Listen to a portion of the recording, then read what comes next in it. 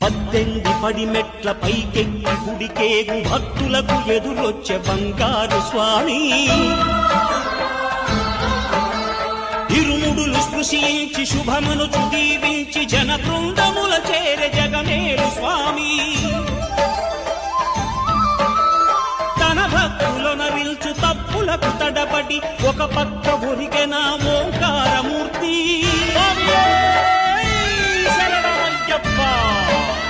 స్వాములందరూ తనకు సాయము కాగా ధీమంతుడై లేచే ఆ కన్య స్వామి.